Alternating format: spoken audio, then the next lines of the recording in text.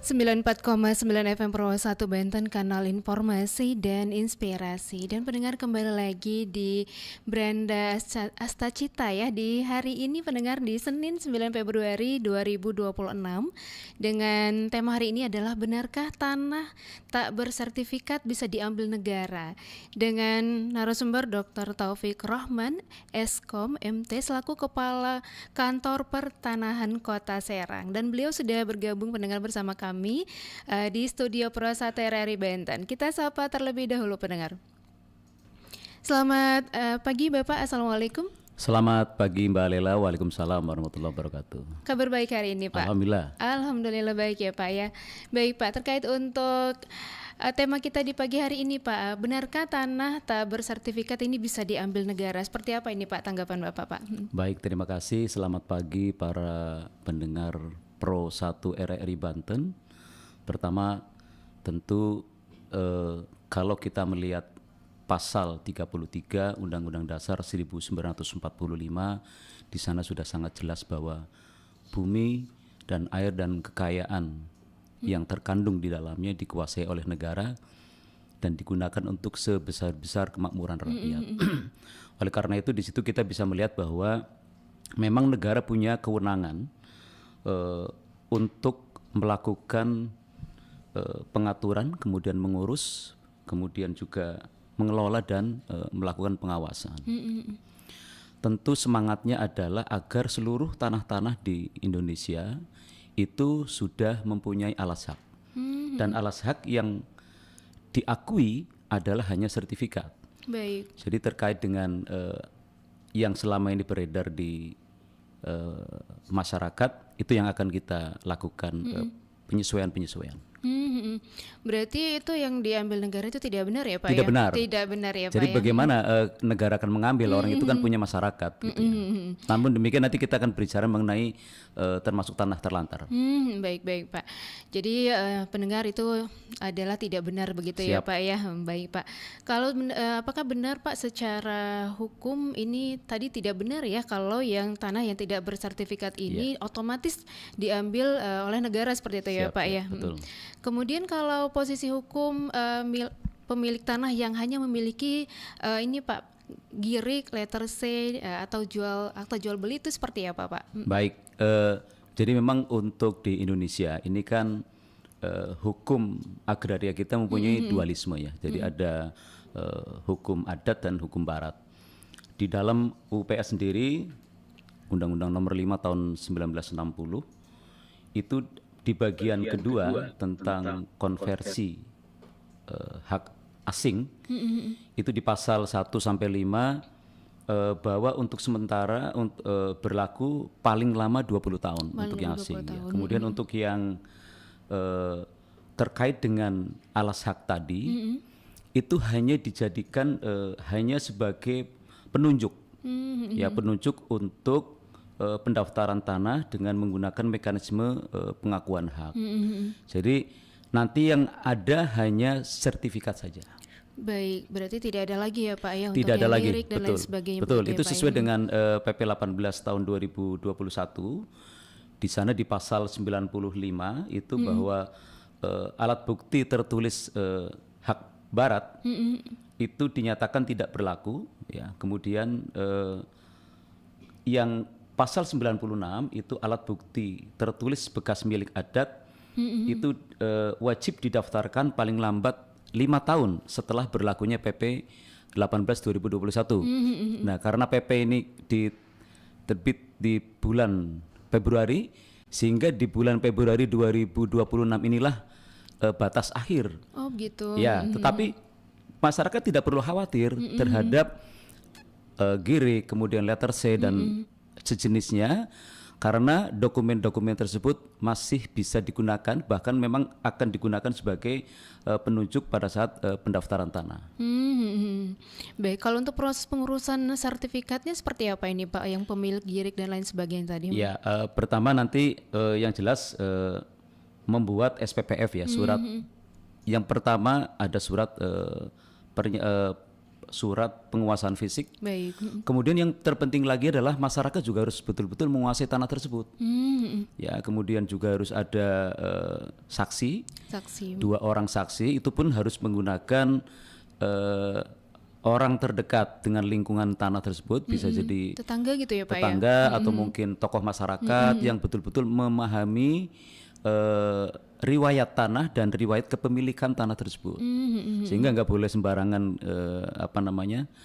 saksi gitu ya. Kemudian juga secara terbuka dan sukarela. Baik. Artinya memang masyarakat di situ di sekitar tanah tersebut mengakui bahwa tanah tersebut adalah milik seseorang tersebut. Baik Pak, berarti memang tadi harus ada 2 orang saksi dan itu juga tidak Minimal 2 orang sembarangan saksi. ya, Betul. tidak sembarangan seperti itu ya Pak ya. Betul. Baik, berarti terkait untuk isu tersebut tadi kan tidak benar begitu Tidak ya? benar sama tidak sekali. benar sama Itu sekali hoax ya Pak itu. ya? Hoax. Hoax itu. Baik, jadi untuk masyarakat tidak perlu khawatir gitu Tidak ya perlu Pak khawatir. Bagi saya yang penting adalah masyarakat sekarang segera saja mensertifikatkan tanahnya. Kita ada program PTSL ya. Karena sesungguhnya pendaftaran tanah itu kan dari tahun 60-an juga sudah ada, Mbak. Jadi memang sebenarnya ini bukan isu baru ya. Ini kan isu lama, di dalam UPA juga tahun 60, kemudian di PP 18 juga sudah sangat jelas gitu ya, bahwa terhadap tanah-tanah yang sudah dikuasai, apabila ada sertifikat, apalagi sertifikat itu sudah 5 tahun, maka otomatis kayak girik, lettersi dan sebagainya tidak berlaku lagi. Tidak berlaku lagi. Tidak berlaku lagi. Baik Pak. Sebenarnya semangatnya adalah gini Mbak, seringkali kayak girik ini nih menjadi awal mula terjadinya konflik pertanahan. Harusnya ketika alas hak girik itu ditingkatkan menjadi sertifikat, maka data girik di desa atau di kelurahan sudah dicoret. Oh baik. Harus dicoret. Nah, kadang-kadang dokumen inilah yang barangkali ditemukan belum dicoret, sehingga seolah-olah masih belum terjadi perubahan apapun. Sehingga nanti bertemu tuh antara sertifikat yang sudah terbit dengan girik yang masih ada. Baik. Betul. Jadi Oleh karena itu memang pemerintah dalam ini hadir untuk memberikan kepastian hukum. Baik. Ya, jadi Bapak Ibu tidak perlu khawatir tanahnya diambil, nggak ada sama sekali itu. Gimana caranya tanahnya tanah Bapak Ibu semua gitu. Tapi Pak, terkait apakah misalnya negara ini, apakah ada kondisi tertentu misalnya negara bisa mengambil alih penguasaan tanah warga Pak, seperti itu? Apakah ada? Ya, di dalam UPA di di pasal 34 dan 40 itu disebutkan di sana. Untuk HGU dan HGB itu bisa ketika jangka waktunya berakhir, kemudian juga bisa dilepaskan oleh yang bersangkutan atau masuk ke dalam kriteria diterlantarkan. Baik. Ya, jadi ketika HGB atau HGU yang sudah diberikan, nanti kita juga bicara mengenai PP 20 tahun 2021 yang sekarang sudah diganti dengan PP 48 2025, di mana para pemegang hak itu kan sebenarnya dari awal yang pemegang HGB maupun HGU sudah berjanji nih dengan negara. Oke Pak, saya akan setelah HGB dan HGU sudah diberikan, saya akan menggunakan, kemudian saya juga akan memelihara, ya, kemudian juga dilakukan pemanfaatannya gitu ya. Nah, ketika itu tidak digunakan, maka negara berhak untuk ngambil. Ya, karena memang oleh karena itu sebenarnya lebih kepada agar tidak terjadi tanah-tanah yang sudah diberikan HGB dan HGU-nya itu tidak dikelola. Baik. Ya, nanti muncullah tanah-tanah yang terlantar. Tapi khusus untuk hak milik, ini kan hak tertinggi, Mbak. Hak milik. Ya, hak tertinggi pun ini tidak akan diambil oleh negara ya. Artinya penguasaannya itu tidak akan dilakukan. Jadi hanya untuk HGB dan HGU. Betul. Itu Pak, untuk prosesnya berapa lama? Misalnya ditelantarkannya berapa lama itu Pak? Nah, dalam hal ini di dalam nanti tidak harus langsung diambil, Mbak. Jadi ada 3 tahapan. Yang pertama adalah evaluasi. Evaluasi sendiri ada 2 pekerjaan, ada 2 kegiatan. Pertama pemberitahuan. Diberitahukan dulu nih Pak, sudah sekian lama nih nggak dikerjakan. Kemudian ada peringatan secara lesan. Kemudian yang kedua adalah peringatan, ada surat peringatan pertama selama 180 bulan, kemudian 180 hari, maaf. Kemudian juga setelah itu SP2 90 hari dan SP3 45 hari.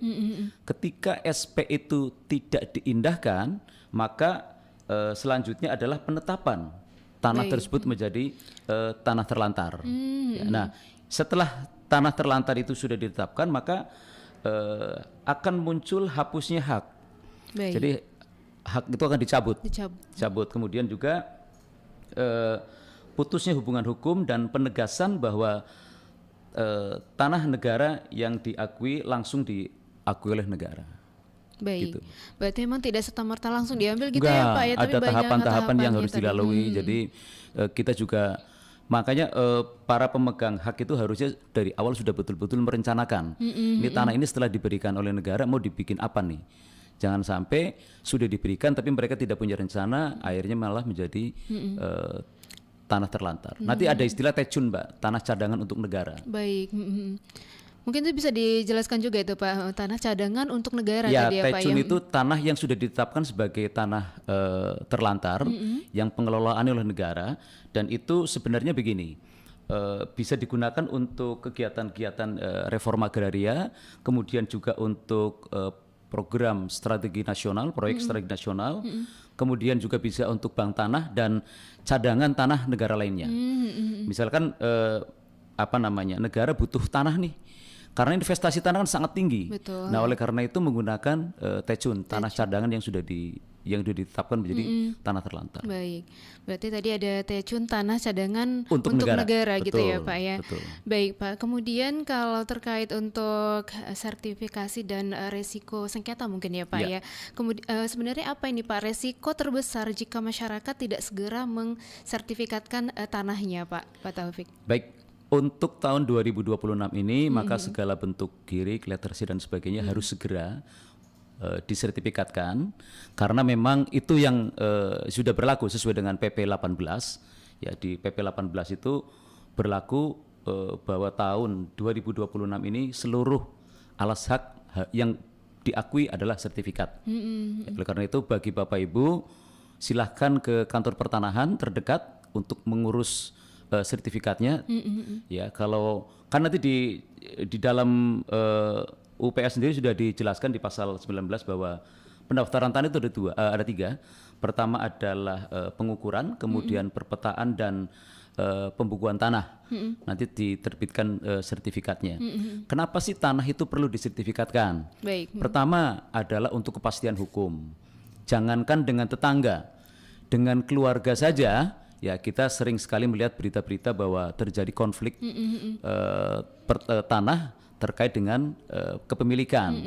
Kemudian yang kedua adalah tentu kalau kita bicara lebih luas adalah kita kaitannya dengan investasi. Baik. Jadi investor tentu akan melihat daerah-daerah yang sudah matang, ya, matang dan aman, proper ya, dari sisi keamanan. Oh, tanah-tanah di Kota Serang aman nih, tidak ada terjadi konflik. Maka sangat mungkin investor-investor itu akan datang ke sini tanpa harus kita mempromot, ya. Jadi mereka akan datang sendiri.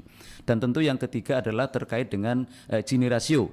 Ya, Gini ratio itu artinya terkait dengan batasan-batasan kepemilikan. Baik. Jangan sampai seseorang mempunyai tanah yang sangat luas, sementara tetangga sendiri hidupnya nggak punya tanah, ya. Sehingga memang karena kalau kita melihat dari pasal 33 sesungguhnya itu kan untuk kesejahteraan rakyat, ya, dan bahwa kita melihat bahwa kesejahteraan itu juga bukan hanya kesejahteraan tapi justru dilihat juga dari keadilan.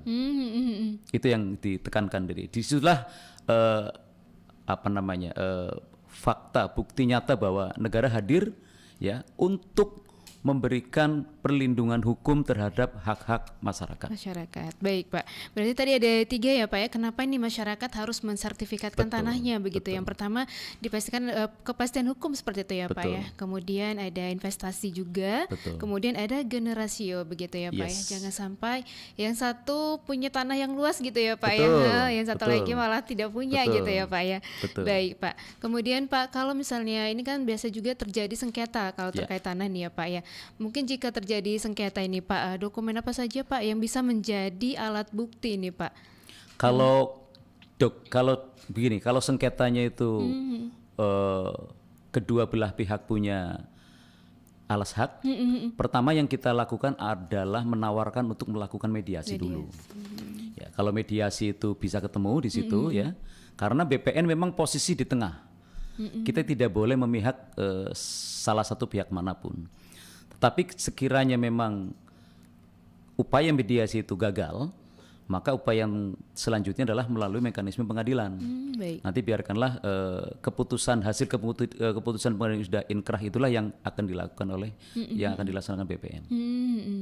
Berarti yang pertama itu adalah mediasi dulu Mediasi ya Pak diutamakan ya. dulu, kita mediasi dulu kan. Kita mungkin harus cek lapangan dan sebagainya. Kalau memang sudah ketemu, baru kita Pengadilan. kalau misalnya- tidak mau, baru ke pengadilan. Pengadilan Ya. gitu. Ya biasanya memang saya punya ini, saya punya juga gitu Ya, ya Pak ya. betul sekali. Jadi terjadi sengketa begitu ya Pak ya. Betul.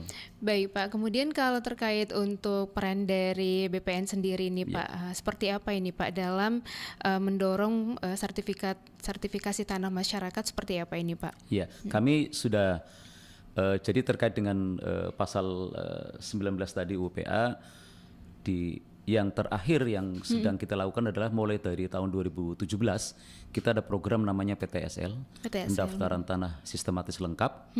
Jadi ini sistemnya sistematis ya, sehingga di awal tahun 2017 kita ada menggunakan anggaran berupa SKB 3 Menteri itu yang mengatur pakai zonasi.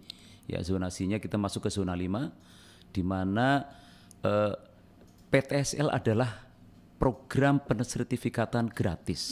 Baik. Ya, sehingga memang gratis, tetapi hanya ada tadi ada angka 150.000 itu untuk persiapan.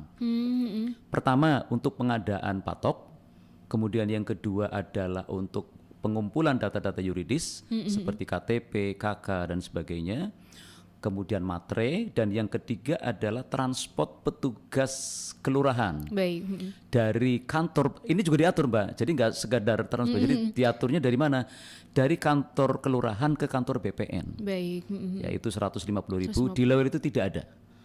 Ya, jadi ini sangat-sangat membantu, oleh karena itu di kesempatan yang baik ini, mumpung tahun 2026 ini di kota Serang, kita masih ada target harusnya 878, namun demikian karena ada efisiensi anggaran menjadi untuk sementara 512 bidang.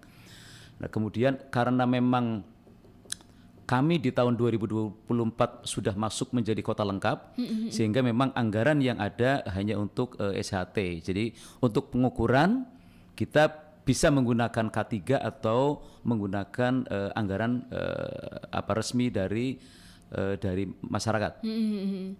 Baik, berarti dari BPN sendiri tadi ada program PTSL begitu ya Pak ya, iya, betul. Pendaftaran tanah Sistematis lengkap. dan itu Betul. gratis ya Pak ya? Gratis kecuali memang yang untuk pengukurannya. Ya 150.000 tadi 100, seperti itu ya bukan, Pak? kalau 150 itu persiapan. Oh persiapan, Betul. baik. Kalau pengukuran nanti kaitannya dengan luasan, kemudian lokasi dan peruntukan tanah. Tapi untuk PTSL tadi gratis begitu ya Pak Iya. ya? Baik, jadi untuk masyarakat atau pendengar mungkin nanti kalau ada yang diminta lebih dari itu gitu ya? Ya betul, itu tidak ada. Tidak Jadi benar yang, ya, Pak, yang ya? betul tidak ada. Baik Pak, kalau terkait untuk manfaat dari program PTSL sendiri seperti apa ini Pak Taufik? Pertama tentu ini adalah percepatan ya, akselerasi pensertifikatan tanah yang mudah, murah, terjangkau. Karena memang ini sesungguhnya yang targetnya adalah masyarakat-masyarakat yang perlu kita bantu. Ya, meskipun tidak ada batasan tanah-tanah yang harus melalui PTSL. Jadi targetnya adalah seluruh tanah-tanah di Indonesia ini sudah selain sudah dipetakan tapi juga sudah bersertifikat. Baik. Kenapa sih harus bersertifikat? Sehingga kita satu tadi yang sudah saya jelaskan untuk kepastian hukum ya, untuk menghindari konflik ya. Kemudian juga sebenarnya untuk menaikkan harga pasar juga.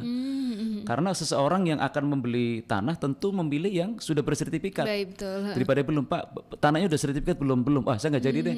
Nah, hal-hal seperti itu apalagi di kota ya. Kota seperti ini kan kadang-kadang memang karena memang antara supply and demand tanah juga sangat tinggi ya, sehingga memang perlu dilakukan dan kami 2 minggu lalu sudah mengumpulkan seluruh camat di Kota Serang untuk melakukan kita ada kegiatan diawali dengan pelantikan dulu Mbak. Baik. Mbak Lela. Jadi seluruh camat-camat dan lurah karena memang sekarang menggunakan mekanisme open pen lock, sehingga seluruh desa kita dikasih dari 512 itu satu desa sekitar 5 sampai 7 bidang. Dan itu sudah disupport kemarin juga ketika pelantikan, kami alhamdulillah disupport oleh Pak Wali Kota, yang dalam hal ini kemarin yang berhadir adalah Pak Asda 3, kemudian juga dari anggota DPRD ikut hadir di dalam itu. Jadi memang BPN tidak bisa sendirian, Mbak. Jadi harus disupport semuanya. Tangan kami juga terbatas ya. Kami juga melakukan kegiatan-kegiatan ke pesantren-pesantren untuk melakukan sosialisasi. Ya, pesantren kita setiap 2 bulan sekali kita bekerja sama dengan PCNU masuk ke pesantren-pesantren. Jadi memang itu sangat membantu sekali. Dan saya berterima kasih dengan RRI pada saat hari ini kita dikasih waktu untuk memberikan pencerahan kepada masyarakat. Baik, jadi tadi terkait untuk manfaatnya adalah yang pertama mungkin tadi bisa membantu masyarakat juga begitu ya Pak ya, kemudian menaikkan harga juga seperti itu Pak Taufik. Baik pendengar, untuk pembahasan kita masih panjang begitu, namun kita jeda terlebih dahulu pendengar, tetap bersama kami. Dan untuk Anda mungkin yang mau bergabung atau bertanya terkait untuk tema kita di siang hari ini, bisa pendengar melalui WhatsApp di nomor 08 111 450 949. Kita Indonesia, sesungguhnya langit aspirasi bangsa. Kita Indonesia, sesungguhnya kita hadir bagi dunia. Kita Indonesia, sesungguhnya.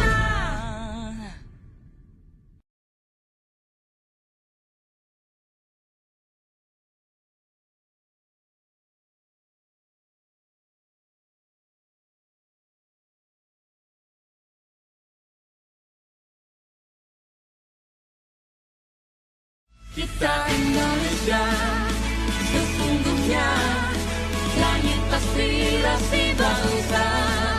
Kita Indonesia, sesungguhnya kita hadir bagi dunia. Kita Indonesia, sesungguhnya.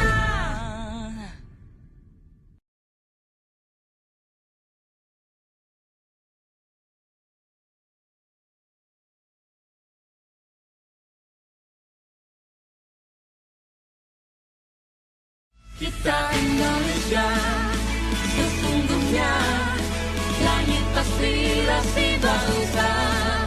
Kita Indonesia, sesungguhnya kita hadir bagi dunia. Kita Indonesia, sesungguhnya.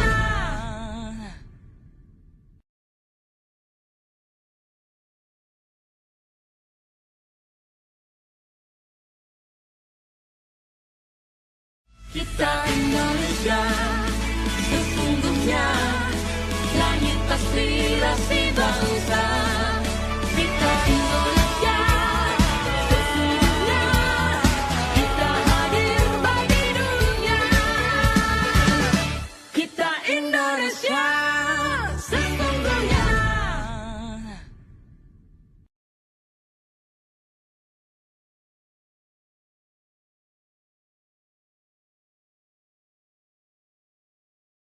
Kita Indonesia, sesungguhnya langit aspirasi bangsa.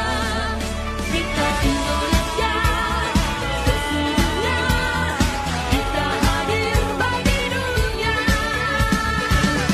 Kita Indonesia, sesungguhnya.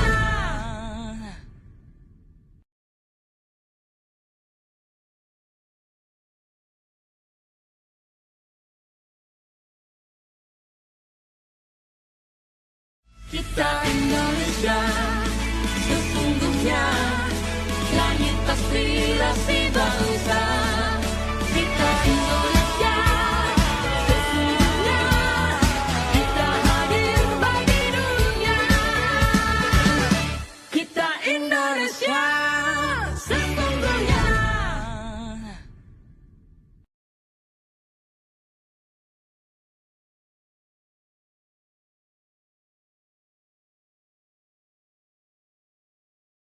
Kita Indonesia, sesungguhnya langit aspirasi bangsa.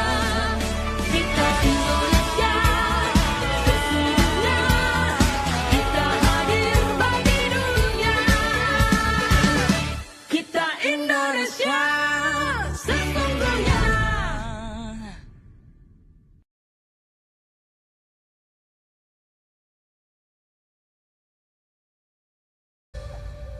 94,9 FM Pro 1 Banten, kanal informasi dan inspirasi. Pendengar, kita masih di program Brenda Astacita ya.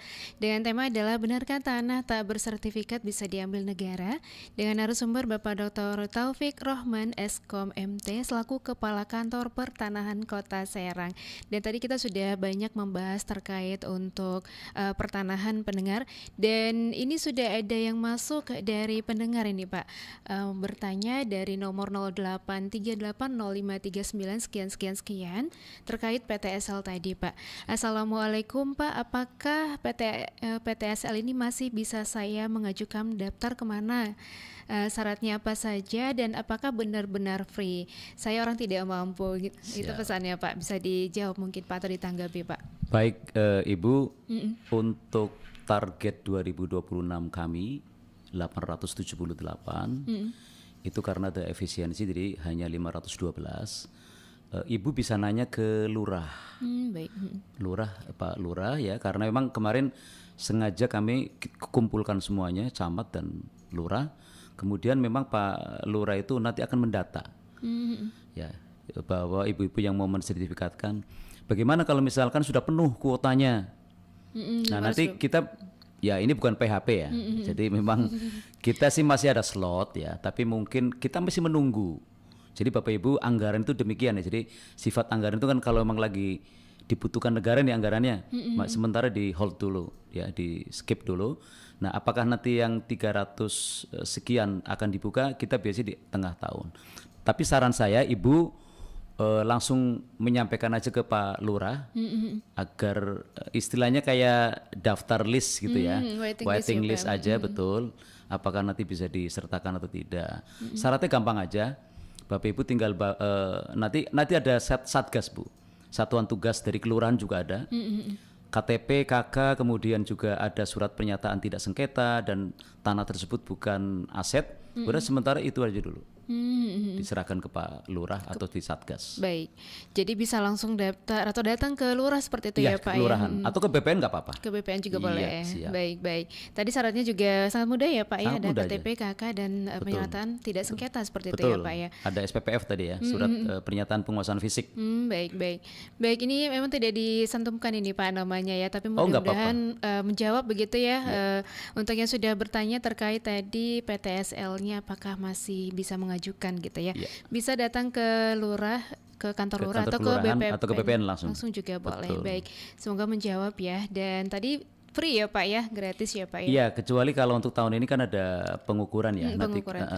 Karena K3-nya, istilahnya K3 Mbak, K3 itu yang PBT-nya masih bisa kita gunakan. Baik, jadi untuk Anda pendengar yang tadi sudah bertanya, mungkin tanggapan dari Bapak Taufik atau jawaban dari Bapak Taufik sudah membantu ya. Bisa langsung datang ke kantor lurah gitu. Silakan. Ya Pak ya. Baik Pak, kemudian terkait untuk masih terkait untuk yang sertifikat ini ya Pak ya. Ini langkah apa Pak yang sebaiknya segera dilakukan warga yang tanahnya belum bersertifikat ini Pak? Ya, apapun alas hak yang sekarang Bapak Ibu punya, segera disertifikatkan. Ya, karena memang di PP 18 tahun 2021 ya itu sudah sangat jelas bahwa tanah yang tertulis bekas hak adat wajib didaftarkan paling lama 5 tahun dari PP 18 2021 dan itu terbitnya itu kan di tanggal 2 Februari. Baik. Oleh karena itu ya sekarang udah 5 tahun nih ya harus segera didaftarkan, kalau enggak nanti Bapak Ibu nanti ada keperluan susah. Baik. Ya, jadi karena gampang saja kok, datang aja ke kantor BPN ya, bahwa tadi yang saya sampaikan ada SPPF, ada saksi gitu ya. Kemudian nanti juga ada surat pernyataan dan yang jelas pertama tanahnya betul-betul harus dikuasai. Tidak ada komplain dari tetangga ya. terbuka ya. Jadi tetangga tuh tahu, oh ya betul Mbak Lela tanahnya di situ. Jadi itu harus ada pernyataan seperti itu. Saksi tadi ya Pak ya. Ya, saksi tadi betul. Baik Pak. Kemudian ini Pak mungkin terakhir ya Pak ya. Ini pesan apa yang ingin Bapak sampaikan ini Pak agar masyarakat tidak mudah termakan isu terkait pengambil alihan tanah karena memang sudah diberikan waktu 5 tahun ya Pak ya. Betul sekali. Tapi baru isunya ini baru naik sekarang ini seperti itu ya Pak ya. Sebenarnya tidak juga baru sekarang Mbak Lela. Jadi karena memang sesuai di UU PAT di tahun 60 itu sudah ada ya. Cuman mungkin kan medsos tidak semasif sekarang ya. Jadi untuk yang hak barat paling lama 20 tahun di tahun 1980 harusnya sudah selesai itu. Namun demikian kalau kita melihat di pasal 19 tadi UPA kan memang pengadaan tanah itu oleh karena itu di 2017 itu juga sebenarnya disesuaikan lagi dengan kondisi sekarang adanya PTSL. PTSL ini juga dalam rangka untuk memasifkan ya pensertifikatan tanah sehingga kalau tanah-tanah di Indonesia sudah disertifikatkan semua. Nah, saya harus bicara mengenai pentingnya sertifikat elektronik. Baik. Karena sekarang sudah menggunakan per tanggal 30 Juni 2024 seluruh sertifikat yang terbit ya melalui pengakuan atau melalui PTSL ya itu sudah harus menggunakan sertifikat elektronik. Kenapa perlu? Satu, kita pengen melindungi secara fisik ya. Karena kita tahu persis negara kita ini kan di negara bencana lah kira-kira seperti itu ya. Kadang mohon maaf ada banjir lah ya, kemudian ada mungkin force majeure, kebakaran dan sebagainya.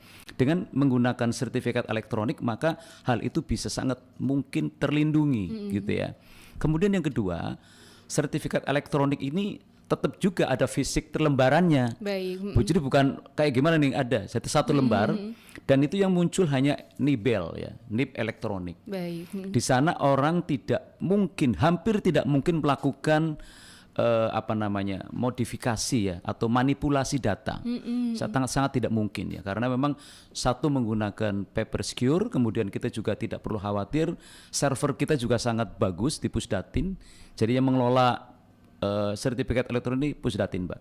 Baik. Nah itu jadi bagi Bapak Ibu yang belum bersertifikat segera saja, karena memang kalau tanah kita belum disertifikatkan ya, kemudian ditempati oleh orang lain, apalagi lebih dari 20 tahun berturut-turut, ini berbahaya nih.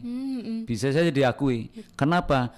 Di dalam pasal 15 UPA, setiap orang wajib melindungi atau memelihara tanahnya. Jadi kalau ada orang masuk ke tanah kita, segera ditegur. Baik. Jangan didiemin berlama-lama, nanti keenakan dia gitu ya. Jadi tapi kalau kita sudah bersertifikat kan lebih nyaman gitu ya. Dan terakhir adalah kita harus berbicara mengenai administrasi pertanahan. Kita tahu di dalam administrasi pertanahan ada 3 R. Pertama adalah right. Right adalah apa? Seluruh tanah harus punya hak. Ya, harus punya hak. Jadi harus punya alas ya. Dalam hal ini sertifikat. Kemudian restriction. Restriction itu kesesuaian. Jadi ketika kita punya tanah itu harus sesuai dengan tata ruang, ya, penggunaannya sesuai gitu ya. Dan yang terakhir adalah responsibility.